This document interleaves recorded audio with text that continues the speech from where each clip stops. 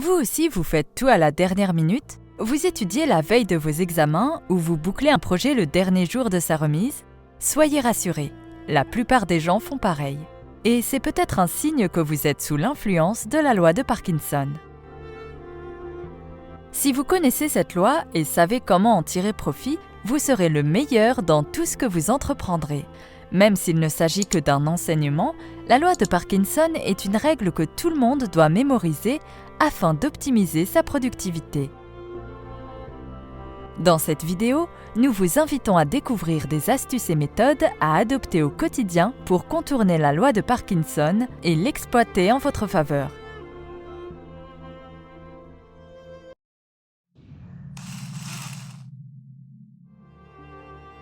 Avant de parler des bienfaits que pourrait procurer le détournement de la loi de Parkinson, commençons d'abord par faire un bond dans le passé afin de mieux connaître le contexte de cette loi que nous devons à Cyril Northcote Parkinson, un historien et écrivain britannique qui a vécu dans le courant du XXe siècle. Durant son passage à la bureaucratie de son pays, Parkinson a remarqué que l'effectif de la fonction publique s'accroissait à un rythme donné, indépendamment de la quantité de travail à fournir. Il a appliqué cette observation à d'autres circonstances pour se rendre compte que lorsque la taille de quelque chose augmentait, son efficacité diminuait. Ainsi, il a constaté que des tâches simples devenaient plus ou moins complexes selon le temps qui leur était alloué. En pratique, la loi de Parkinson démontre que si une personne a un délai de 2 jours pour achever une tâche, elle prendra exactement 2 jours pour le faire. Par contre, dans le cas où la durée de réalisation de cette même tâche serait prolongée, cette même personne prendra davantage de temps. Bref, peu importe ce que vous faites, si vous vous donnez beaucoup de temps pour le faire, vous terminerez certes la tâche, mais avec beaucoup moins d'efficacité. Cela est valable sur toutes les tâches du quotidien, qu'elles soient d'ordre professionnel ou privé. En d'autres termes, plus vous avez le temps, plus vous prenez votre temps et moins vous êtes productif, car le travail s'étale de façon à occuper le temps disponible pour son achèvement. Cette loi de Parkinson, vous pouvez l'appliquer dans tous les domaines. Illustrons cela par quelques exemples pour que vous puissiez mieux comprendre. Si aujourd'hui vous décidez de déménager pour quitter un studio et vous installer dans un F2, vous disposerez d'un espace plus vaste. Il y a des chances que, dans un laps de temps très court, chaque recoin de votre nouvel appartement soit utilisé par des meubles, des bibelots, des objets et autres gadgets. Ai-je raison? Du côté du porte-monnaie, le principe est le même. Plus il y a de liquide à l'intérieur, plus les chances de dépenser de l'argent augmentent. Même pour les personnes qui pensent avoir une gestion parfaite de leurs dépenses.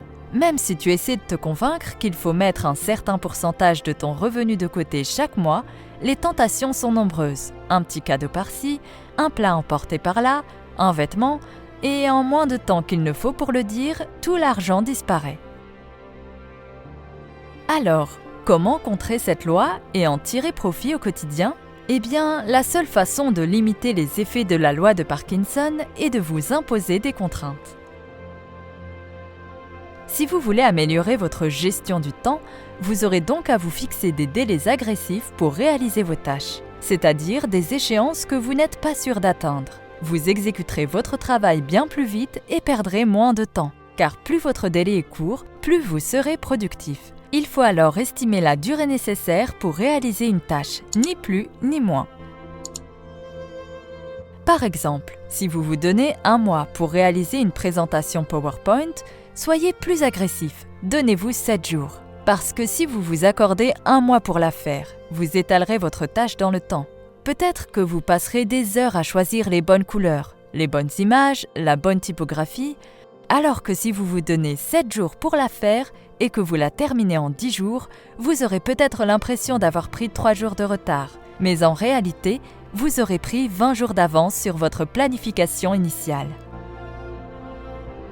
Cette approche permet en quelque sorte de compresser le temps. De plus, si vous avez un grand projet à réaliser, découpez vos tâches en sous-tâches, celles-ci auront le mérite d'être plus simples et plus rapides à traiter, et vous aurez donc moins de chances de vous tromper et d'affecter plus de temps que nécessaire à chacune d'entre elles. En ce qui concerne la gestion de votre espace ou de vos ressources, là aussi, imposez-vous des contraintes.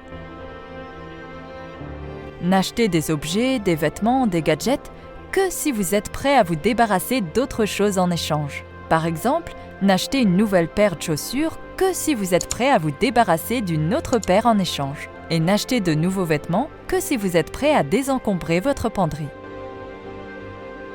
Cette approche fonctionne aussi pour la gestion de votre espace sur votre ordinateur et votre smartphone. Ne téléchargez de nouvelles applications que si vous êtes prêt à vous débarrasser d'autres en échange. Cette contrainte vous permettra ainsi d'optimiser votre espace physique et digital.